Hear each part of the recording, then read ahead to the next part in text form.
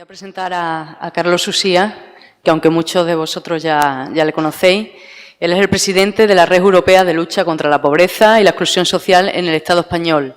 Por hablar un poco de su trayectoria, es licenciado en Ciencias Políticas y Sociología y experto en evaluación, programación y supervisión de políticas de inserción social. También es experto en nuevos yacimientos de empleo, así como en gestión estratégica y liderazgo social. Tiene más de 20 años de experiencia trabajando por la integración en personas en situación de exclusión desde diversos ámbitos.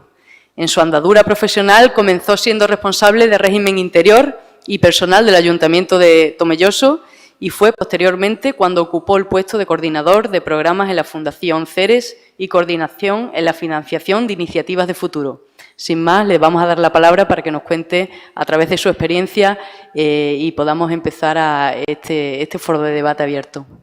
Carlos. Muchas gracias. Muy agradecido primero de estar aquí, de además haber conocido a Almendralejo, que no lo conocía.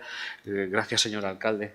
Primero por sus palabras y después por la acogida y, por supuesto, a la concejal, que ayer ya tuve la oportunidad de conocerla y ver los trabajos que se están realizando. Gracias a UPES y a la Agencia de Cooperación, así como a las universidades populares, sobre todo a la Fundación Ciudadanía, ¿no?, que siempre que me llama intento estar. No siempre lo consiguen, pero lo intento. Primero, decir una cosa desde donde hablo, ¿no? Generalmente la gente tiene tendencia a decir que hay que ser objetivo y ponerse así en plan diciendo que lo que estoy diciendo es así porque es objetivo, ¿no?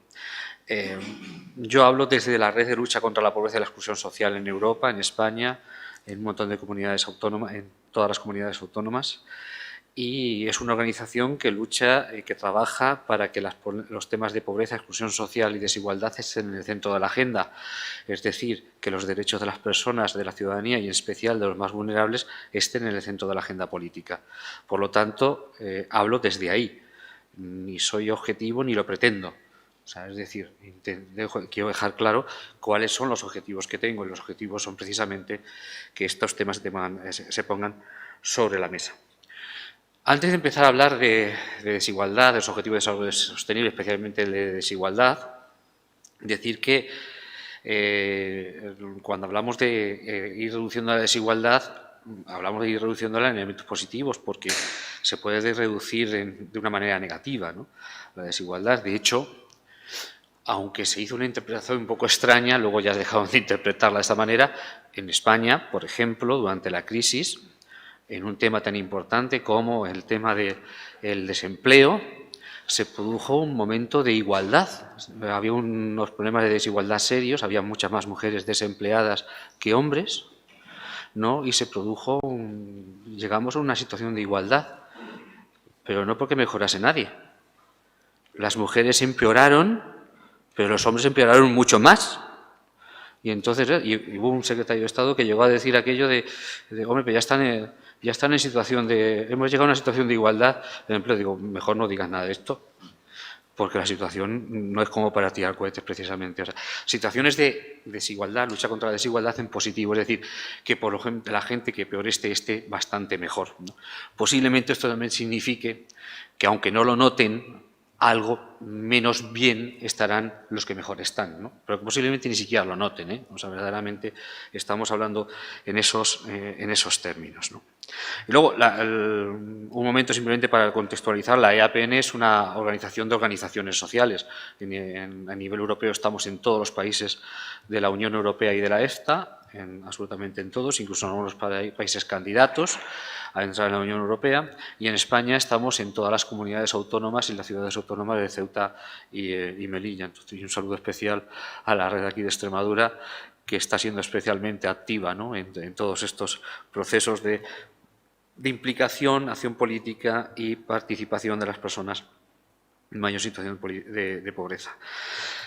Somos en España más de 8.000 organizaciones sociales, las que estamos dentro de APN, y además estamos imbuidos, somos fundadores de la plataforma del tercer sector a nivel estatal. Y el objetivo nuestro, pues poner la pobreza, la exclusión social y la desigualdad en el centro de la agenda política, como he dicho antes, ¿no?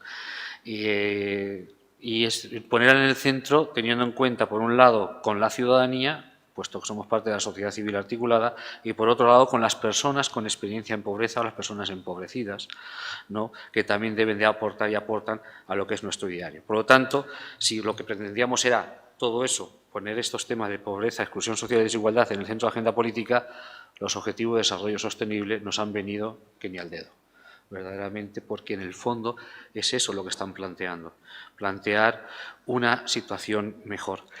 Vamos a ver, los objetivos de desarrollo sostenible buscan, el objetivo no es cumplir unas determinadas metas, el objetivo es mejorar la calidad de vida de las personas y la calidad de vida en el planeta, ¿no?, y mejorar la situación del planeta.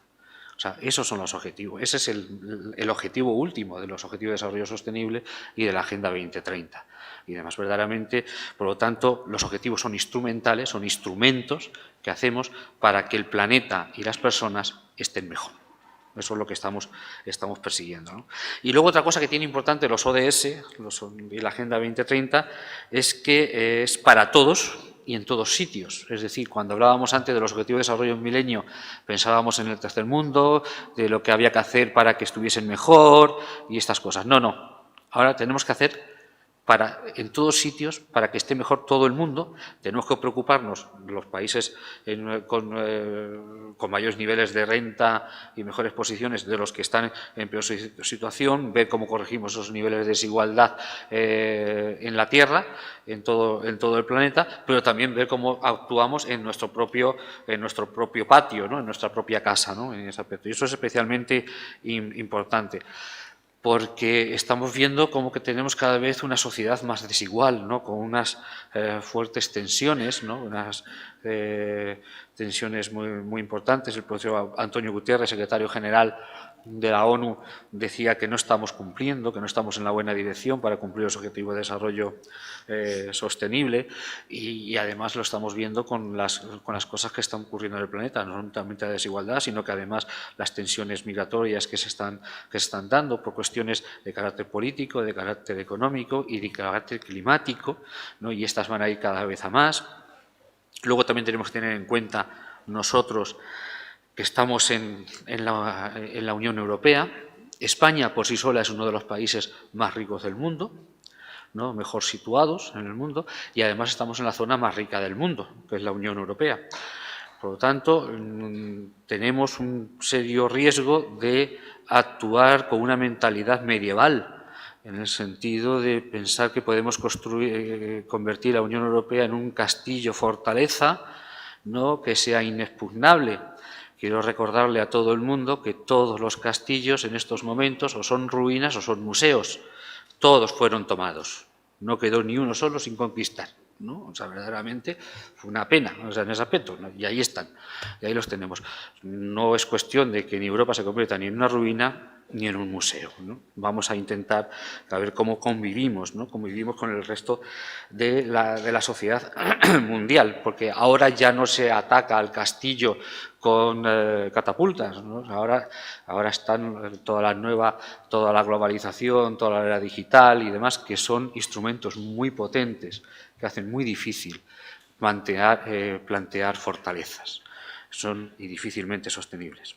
Y luego otra cosa que tienen los Objetivos de Desarrollo Sostenible y la Agenda 2030 es su visión holística, ¿no? Es decir, la gran interrelación entre objetivos. No se puede pensar que alguien va a tener éxito en un único objetivo sin haber tenido por lo menos una gran parte de éxito en los otros 16, porque es muy difícil. Están interrelacionados todos unos con otros, ¿no?, y además están claramente implicados. Y tenemos que tener esa mente muy abiertas, ¿no?, y demás. Y además, para esto hacen falta operativizarlos. Verdaderamente está la Agenda 2030, que es el gran marco, los objetivos que, digamos, que concretan, y luego a niveles nacionales estarían las estrategias nacionales con las políticas palanca que harían posible el cumplimiento de estos objetivos. Incluso las políticas palancas tienen que tener esa visión holística de la intervención, porque si no es tremendamente importante. El alcalde lo ha apuntado antes. me parece muy interesante, y no es vestir de OGDS lo que estamos haciendo, ¿no?, que puede ser una tentación, ¿no?, sino es ver lo que estamos haciendo, cómo tenemos que reformularlo y cómo, porque lo tenemos que seguir haciendo en la mayoría de los casos. O sea, si tenemos que depurar aguas, hay que depurar aguas. O sea, eso no es una cuestión de los ODS, es una cuestión de sostenibilidad, verdaderamente. Pero lo que tenemos que ver es cómo lo que estamos haciendo en estos momentos puede ser mejorado para provocar, ¿no?, que se vayan cumpliendo los objetivos, y el objetivo último, que es mejorar la calidad de vida de la gente y del planeta, ¿no?, verdaderamente. O sea, es tener ese enfoque, permanentemente el enfoque. Algunas veces no es hacer cosas muy distintas, ni desde luego inventarse un programa nuevo y estos son los ODS, ¿no? No, mire usted, los ODS los tenemos que hacer en nuestra gestión diaria, ordinaria y habitual. Cuando se ha hablado de la política de buen gobierno y demás, que tiene que ver con la transparencia, hombre, eso tiene que ver con una de las políticas palanca que estamos haciendo a nivel estatal, bueno, que estamos haciendo cuando tengamos gobierno y demás, pero está pensado hacerlo, ¿no?, que tiene que ver con la estrategia de gobierno abierto, del foro de gobierno abierto y demás, que es un compromiso para la transparencia dentro de las propias administraciones y el buen gobierno, ¿no?, en definitiva. Es decir, y tiene que ver con los objetivos, pues también con los objetivos de desarrollo sostenible. Verdaderamente estamos hablando de esto, ¿no?, es decir, esa visión holística, ¿no?, con la interrelación de objetivos y las políticas palanca. Entonces, dicho esto, ¿qué hacemos, no? Pues antes de empezar a decir qué hacemos, permítanme unas observaciones, ¿no? Algo ya ha apuntado el alcalde, ¿no?, y lo agradezco, ¿no? Hay que tener cuidado con inventarnos cosas y creérnoslas sin más. Y de eso hemos tenido bastante, ¿no?, en ese aspecto. Yo muchas veces lo llamo algunos mitos, ¿no?, que nos los inventamos, nos los creemos y estamos tan felices con ellos, ¿no? Y así nos va en algunos casos, ¿no? Por ejemplo, ha hecho referencia, como he dicho antes, al tema de que el mero crecimiento erradica la pobreza y reduce la desigualdad. Pues ni lo uno ni lo otro. Si no se hacen medidas específicas para una cosa y para la otra, tontería gastemos el paño, perdonen la expresión. Es verdad que si no hay crecimiento podemos caer, vamos a ver, ni podemos plantear que con el mero crecimiento vamos a reducir la pobreza y la desigualdad, ni podemos plantear primero vamos a distribuir y después crecemos, porque entonces terminamos repartiendo miseria. O sea, el crecimiento y la distribución tienen que ir al mismo tiempo, no pueden ir separados si queremos verdaderamente que se cumplan las premisas estas de la sostenibilidad.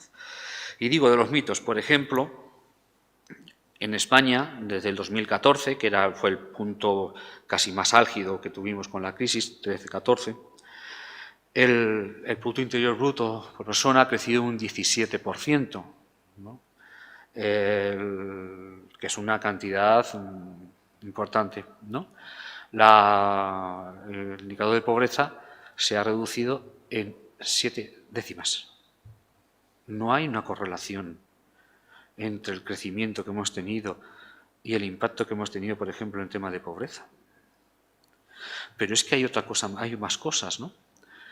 Cuando vemos la crisis, todo el periodo de crisis, que a estas alturas estamos ya prácticamente en 10 años de crisis, se supone que ya hemos salido de ella.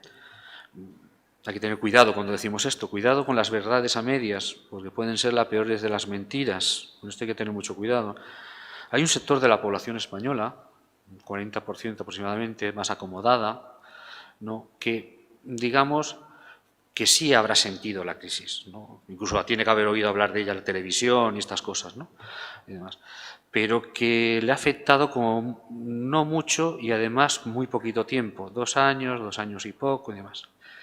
Pero la gente que estaba, el 10-15% de personas con niveles de renta más baja en España, empezaron a estar en crisis 3 años antes de que llegasen los otros a la crisis, y después de haber salido los otros, 3 años después siguen estando en crisis. Además, llevan 9 años en crisis y lo que les queda.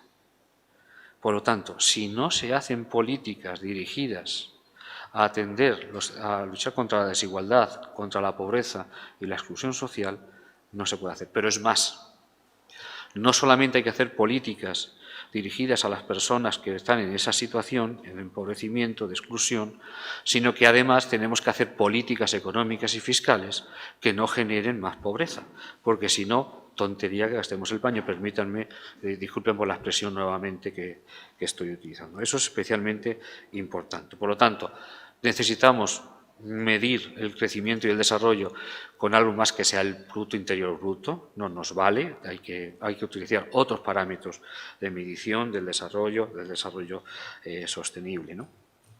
Otro elemento que siempre se ha utilizado mucho y que hemos compartido todos durante mucho tiempo es que con el trabajo solucionamos el tema de la pobreza.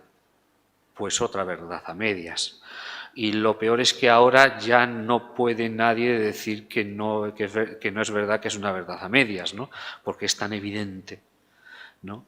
Si el trabajo puede ser el mejor instrumento de integración social, puede ser muy buen instrumento de integración social si cumple algunas condiciones. Primero, que sea un trabajo digno, y segundo, que sea suficiente y que permita con un salario digno. Si no, tontería gastar el paño nuevamente, porque nos encontramos lo que la Unión Europea empezó a decir en el año 2008, los trabajadores pobres, ¿no?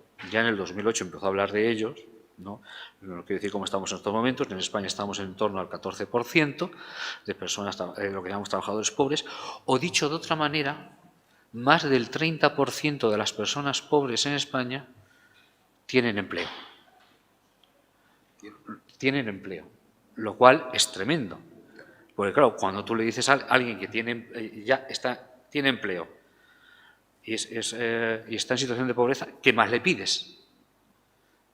Ahí lo que hay que actuar es sobre ese empleo, que no está permitiendo el no poder estar, el empleo y las políticas de apoyo social y demás que tienen que ver también con la calidad de vida. Por lo tanto, esas son cosas que son especialmente importantes. Esos eran unos previos que quería decir antes de empezar a hablar de qué hacer, ¿no? Cómo actuar y recordando otra vez el tema de la interrelación de objetivos, aunque es verdad que vamos a hablar básicamente del número 10, ¿no? Pero la interrelación de objetivos es muy difícil cumplir unos si no se cumplen otros, ¿no?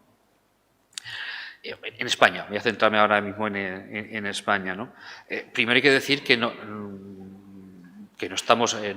podemos caer en el adanismo de que hasta que no hemos llegado ahora no se ha hecho nada. No es verdad, ¿no? O sea, se han hecho cosas y se han venido trabajando razonablemente bien, ¿no? Se ha hecho algunos esfuerzos que hay que tener en cuenta.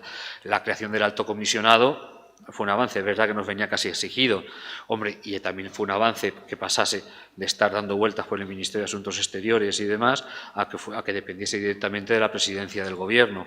Hombre, eso le dio determinado tipo de caché y refuerzo al comisionado de Objetivo de Desarrollo Sostenible y de Agenda 2030. Pero además es que estaba acompañado de otros dos comisionados que también importantes y son muy importantes para la propia Agenda, ¿no? 2030, que era el comisionado del reto demográfico, que es un reto importantísimo el que tenemos en este país, en la Unión Europea, en todo el planeta en definitiva, y luego el comisionado de pobreza infantil, que está directamente vinculado no solamente al objetivo 1, sino al objetivo de infancia, y también, por supuesto, al número 10, para evitar elementos tan importantes como la transmisión intergeneracional de la pobreza, ¿no? Por ejemplo, ¿no? en estos casos. Se ha creado el Consejo de Desarrollo Sostenible, es verdad que se ha creado, y ahí termina la bondad, porque no se ha puesto en marcha, ¿no? Como otras tantas cosas, porque no sé si se han enterado ustedes que llevamos un tanto tiempo con los gobiernos en funciones, ¿no? El gobierno lleva más tiempo en funciones que funcionando, ¿no? Por lo tanto, es complicado, ¿no? Está el grupo de trabajo interministerial y luego está la Comisión Mixta Congreso y Senado, que su única misión es constituirse, porque claro, se constituyen, disuelven las Cortes, se constituyen y se vuelven a disolver, o sea que esperemos que ahora ya se la constituyan y funcione, ¿no? Esperemos que tener gobierno. Pero van a buena, más aparte, son cosas que van en la buena dirección y que son necesarias, pero que hay que implementar, ¿no? Y demás. Pero se han hecho más cosas, ¿no? Es necesario desarrollar la estrategia de desarrollo sostenible con implementación de las políticas palanca, ¿no? Hay varias, desde la economía circular a la economía, ahí no me sale ahora mismo, la economía social, fomento de la economía social, lo que es el tema de la situación energética del país, o la que más nos centramos nosotros, que tiene que ver con la política palanca de la Estrategia Nacional contra la Pobreza y la Exclusión Social en el Reino de España, ¿no? O sea, implementar esas políticas palanca, que algunas cosas ya se han hecho, están diseñadas, pero que necesitan de presupuesto y demás. En la estrategia contra la pobreza, además, tiene elementos muy importantes, porque aparte de dar respuesta a lo que nosotros llamamos los principales pilares, ¿no?, de las políticas de lucha contra la pobreza y la desigualdad, la exclusión social, ¿no?, que tienen que ver con un sistema de garantía de ingresos, ¿no? Garantía de ingresos tienen que ver con tres cosas. Por un lado, el salario, o sea, el empleo digno, con unas condiciones dignas y salarios suficientes. Para esto, por ejemplo, las medidas como el salario mínimo interprofesionales, la subida del salario mínimo es una medida muy positiva, en el sentido de que va contra la pobreza en el trabajo. Las pensiones dignas es el otro elemento, y luego el cuarto sería un sistema de rentas mínimas digno de tal nombre, que además en España la Unión Europea nos lleva diciendo desde hace 6 años que nuestro sistema de rentas mínimas no lo dice así, esto lo digo yo, ¿no? Es un auténtico carajal. Es decir, tenemos 19 sistemas más el sistema estatal, no se hablan entre ellos, y los sistemas de acceso en cada sitio son distintos y demás, y además no tenemos uno de ámbito estatal, que ahora ya hasta la AIDEF dice que es posible y que no se van a abrir los cielos y nos va a caer el diluvio universal porque pongamos un sistema de rentas mínimas, ¿no?, que cuesta dinero, pero también es verdad que si cuesta dinero, yo he oído a responsables políticos durante mucho tiempo diciendo que cuando hablaba de impuestos, que había que devolver el dinero a la ciudadanía, que donde mejor estaba era en el bolsillo del ciudadano. Bueno, pues en vez de devolver el dinero a la ciudadanía por la parte de arriba, de los que más tienen, devolvámoslo por la parte de abajo, por los que menos tienen. Y esos no se lo van a quedar ni siquiera en el bolsillo, porque además se lo van a gastar, y no se lo van a gastar en un yate, ¿no? Se lo van a gastar en el comercio de la esquina. Por lo tanto, vamos a estar impulsando la economía local, esa no se deslocaliza, ¿no?, verdaderamente. Por lo tanto, estamos en medidas de desarrollo económico. Luego hay otro tipo de pilares en esto, como es la salud, la sanidad, la educación, los servicios sociales, la vivienda, y un sexto pilar que para la EAPN es especialmente importante: las políticas económicas y fiscales. Porque tenemos que tener cuidado, porque si estamos hablando de gasto, de hacer inversiones, eso es dinero. Y si hablamos solamente de esto y no hablamos de los ingresos, estamos cayendo en el pensamiento mágico, que las cosas ocurren porque Dios quiere, o porque llueve de un cubo que caen los euros, y no es verdad, ¿no? Esto tiene que salir de algún sitio, y eso tiene que ver con las políticas económicas y fiscales.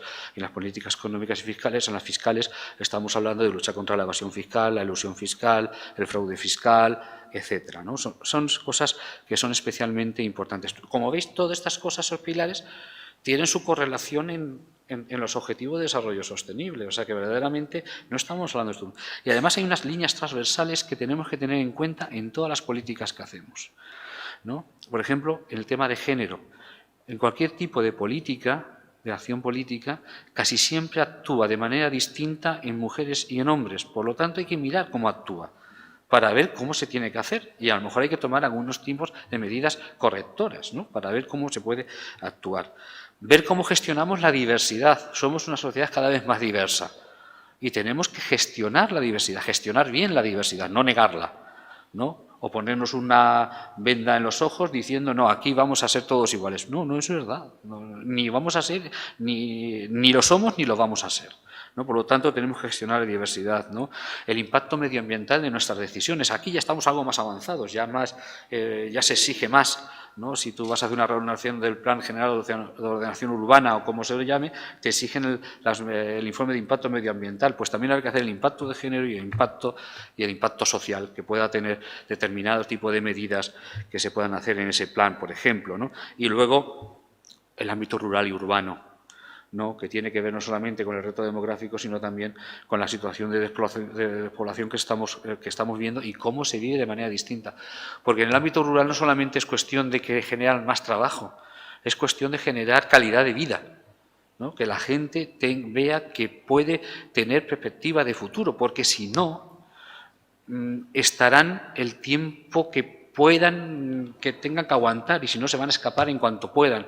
Tiene que haber una calidad de vida, de calidad de proyección personal, profesional, ¿no? Para poder hacer esto. Si no, es muy difícil, ¿no? No solamente es una cuestión de dinero, sino es cuestión de mirar cómo la gente se entra. Pues todo esto, la estrategia contra la pobreza tiene esa visión holística, pero claro, hay que operativizarla. Bueno, es tan holística como que todos los ministerios están implicados en ella, menos el de Defensa, ¿no? Pero todos los demás tienen algún tipo de medidas, ¿no?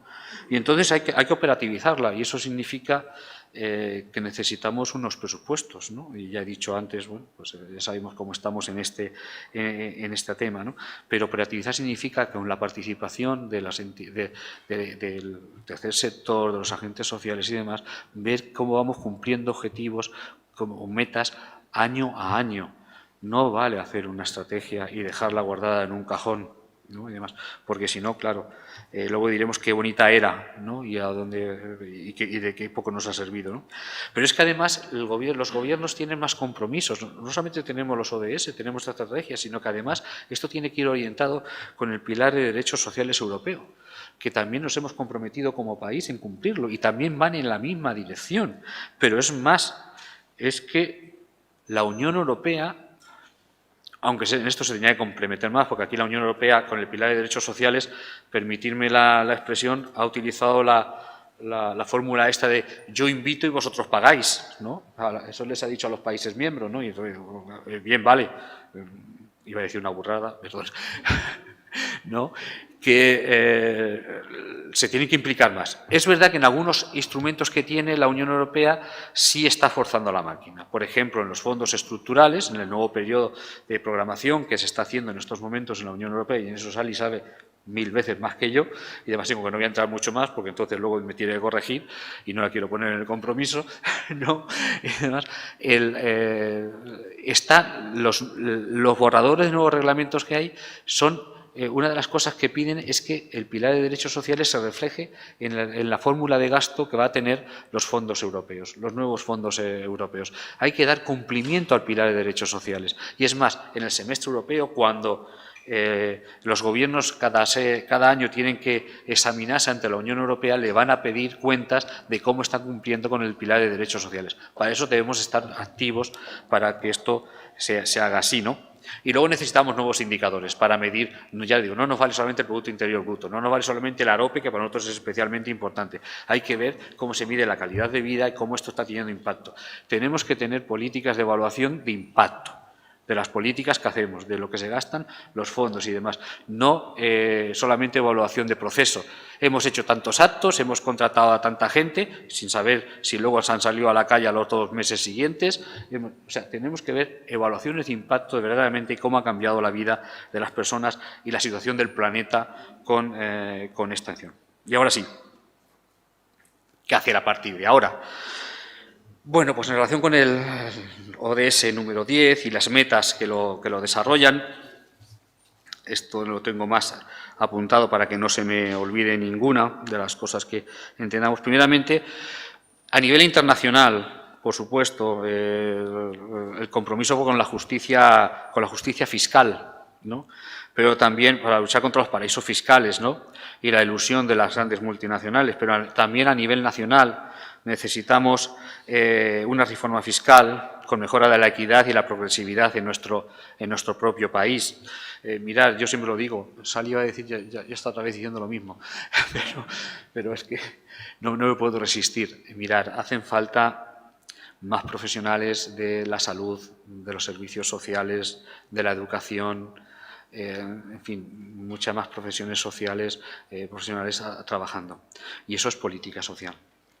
Pero nos hace falta, como el comer, un batallón de inspectores de Hacienda y un batallón de inspectores de trabajo. Porque eso también es política social.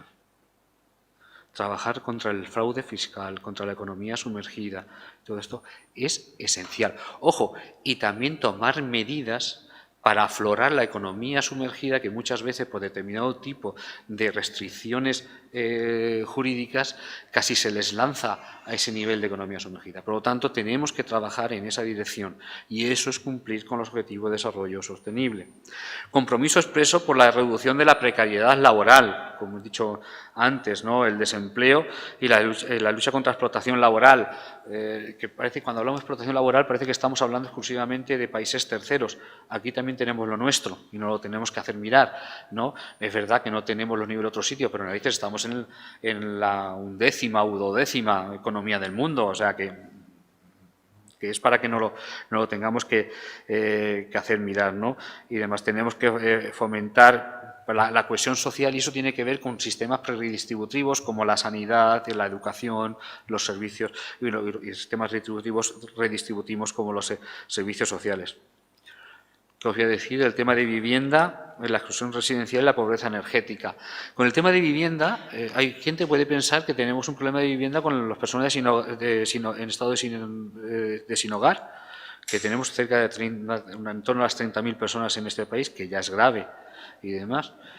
Pero el tema de vivienda aquí en España va mucho más allá. O sea, no solamente tenemos problemas de chabolismo, hacinamiento, infravivienda y demás, sino que tenemos a gente que tiene salarios incluso decentes, que no encuentra, en algunas zonas de este país, no encuentra dónde poder vivir. Tenemos un problema en el tema de acceso a la vivienda, no ya en tema de propiedad, sino que no tenemos vivienda en alquiler, a muy poca vivienda en alquiler.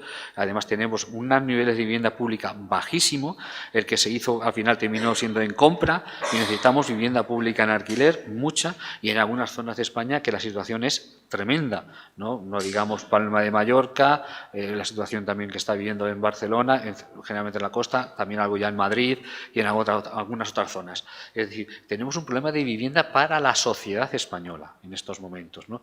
Y ya, por supuesto, cuanto más desciendes en el nivel de renta, más agrava la situación en situación de vivienda, pero es un problema de carácter social. Por supuesto, combatir la pobreza mediante salarios dignos, ingresos mínimos y pensiones dignas. Ese primer pilar que he dicho, ¿no?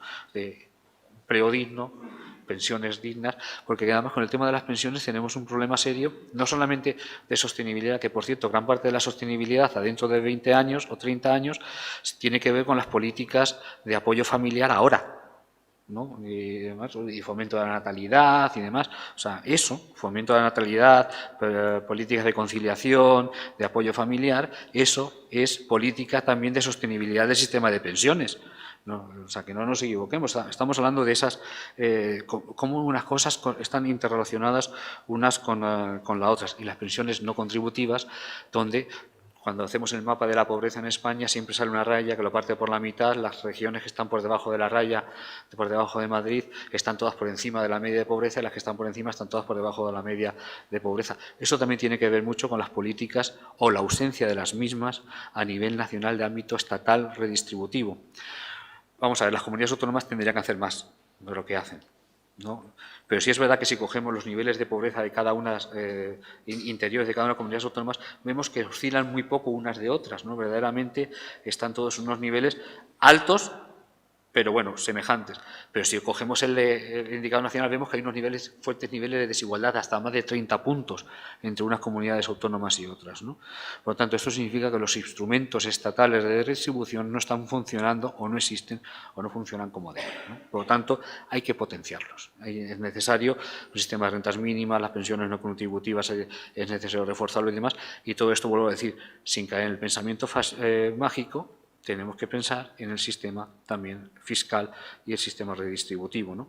En cuanto, porque no es cuestión de bajar los impuestos o subir los impuestos, es de ver que se baja y que se sube, ¿no? Porque, claro, tocar el IVA para subirlo es el impuesto más inequitativo que existe, ¿no? En estos momentos, porque penaliza por igual, bueno, por igual no, penaliza mucho más a las personas que tienen menos ingresos que a las que tienen más ingresos, ¿no? Y no solamente el tema del IRPF, o no digamos ya lo que está siendo la imposición sobre las rentas del trabajo o sobre el trabajo, posiblemente, mientras que hemos tenido el informe de hace nada, que sin embargo los impuestos de sociedades está siendo pues muy limitado, por decirlo de la manera más educada que se me ocurre, ¿no? en estos momentos. Bueno, pues tenemos que ver, hay que mirar un poco cómo se funciona en estos parámetros, ¿no? Luego, la voluntad de erradicación de las desigualdades de género, y aquí hay que tener cuidado con algunos discursos que se nos están ahora trasladando, ¿no? Y además, hay una desigualdad de género, tenemos violencia de género, ¿no? Y tenemos que tener unas estrategias claras. También está el tema de trata con carácter general, que es muy grave, ¿no? A nivel mundial, pero también lo tenemos aquí en este país. Y ya he dicho antes que tenemos que ver cómo enfocamos todo esto en todas las medidas que se toman, aparte de las medidas específicas y desarrollo del Pacto Nacional contra la Violencia de Género, que también estamos esperando que se produzca el advenimiento de unos presupuestos previo advenimiento de un gobierno, ¿no? Tenemos también la necesidad de erradicar otro tipo de discriminaciones que se dan. Hay que tener en cuenta una cosa. En España todo se podía haber hecho bastante mejor, ¿no? Pero en el tema de inmigración se ha hecho razonablemente bien, de una manera estable, a lo largo de los distintos gobiernos que hemos ido teniendo. Una vez te ha gustado más, otras veces menos, alguna vez se ha metido más la pata, otras veces menos, pero se ha ido teniendo una vocación con carácter general de intentar no crear un conflicto, no crear más problemas de los que podía haber y, en todo caso, ir facilitando los procesos de integración. Ya digo, con más o menos éxito, pero lo que no podemos hacer es convertirlo todo en un permanente problema. Con eso hay que tener mucho cuidado, porque las personas están aquí, ¿no? Y tenemos que convivir todos necesariamente y tenemos que tener unas políticas de integración, de relación, que sean lo más eficaces posibles. Y en esto también es verdad que, por ejemplo, el tema de inmigración, la Unión Europea tiene una alta responsabilidad, ¿no? Sabéis que además ahora tiene una estrategia de fronteras e inmigración. Que le estamos pidiendo que se separen los fondos que van dedicados al control de fronteras, que tiene que haber control de fronteras, o sea, no estamos diciendo que no haya que hacerlo, tiene que haberlo, pero también tiene que haber fondos para las personas que ya están aquí, los procesos de integración que hay. Y queremos que se separen los fondos, porque a lo mejor va a quedar en evidencia que a lo mejor no tenemos una estrategia de control de fronteras e integración, sino simplemente una estrategia de control de fronteras, ¿no?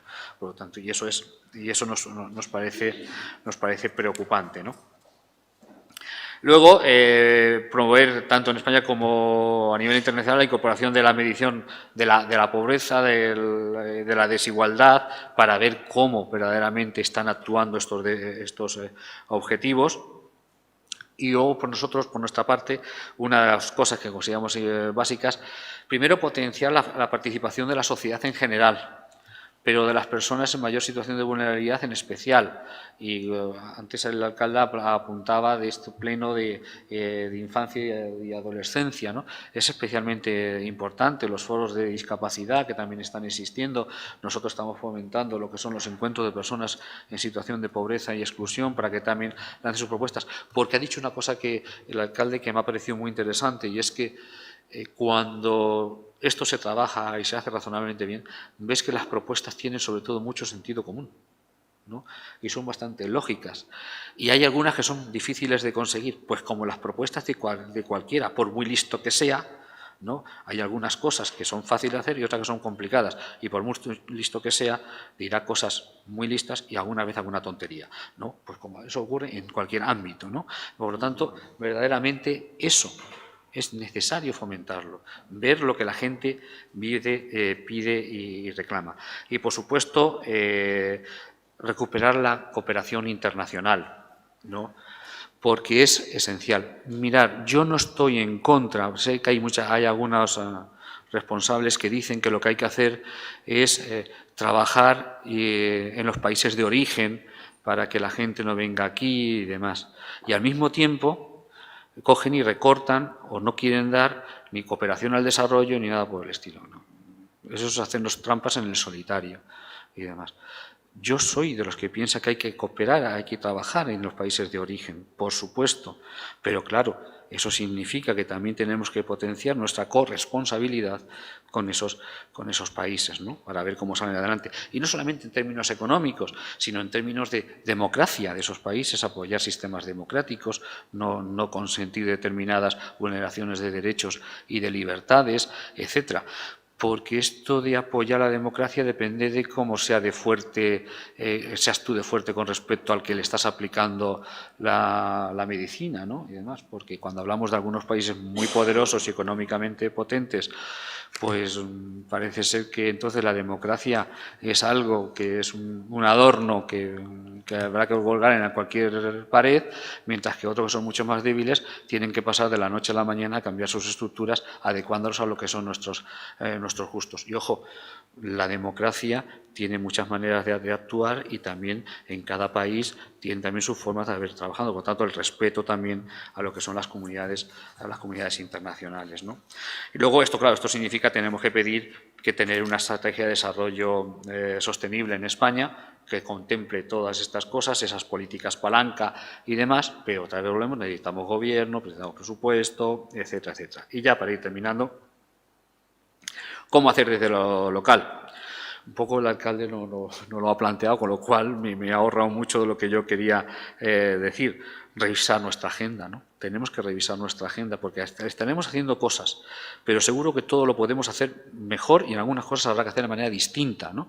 Porque tener siempre el foco puesto en cómo mejoramos la salud de las personas, cómo mejoramos la situación de las personas y del planeta, ¿no? Y siempre vamos a encontrar alguna manera de hacerlo. Y si desde luego es con transparencia y con participación, vamos a ser mucho más originales que si se lo encargamos a un listo o a una lista. Eso seguro, ¿no? Y demás.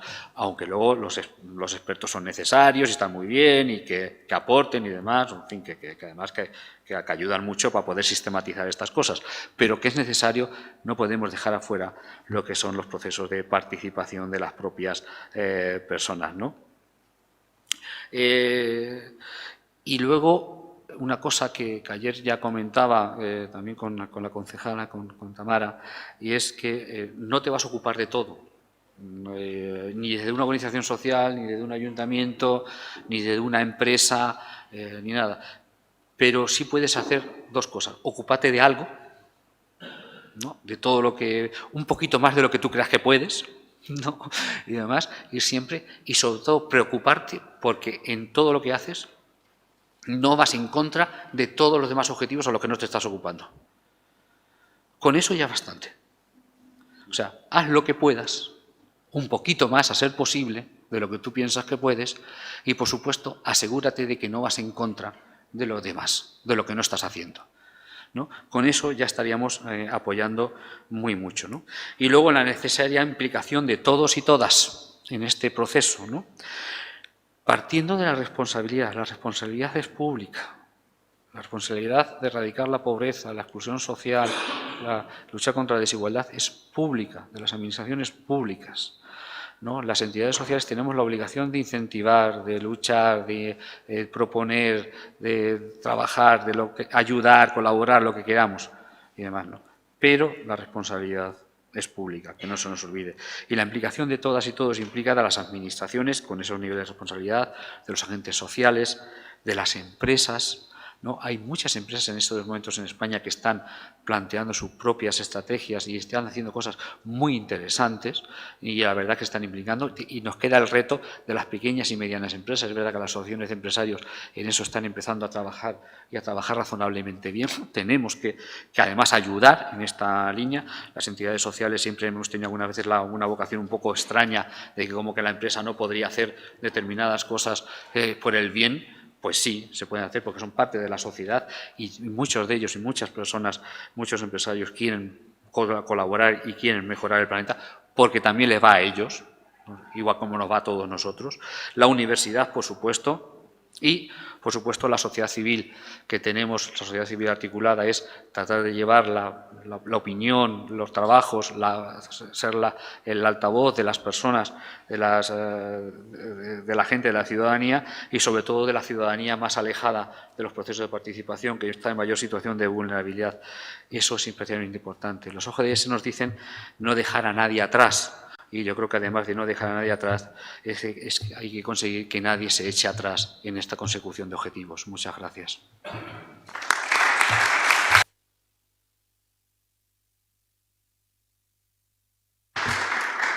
Bueno, ahora vamos a tomar un café, pero no me resisto porque ahora viene dentro de un rato el presidente de la Junta a una visita oficial y tengo que acompañarle y luego tenéis un debate. Hacer un par de comentarios y una pregunta. Si me lo permitís, va a ser un minuto.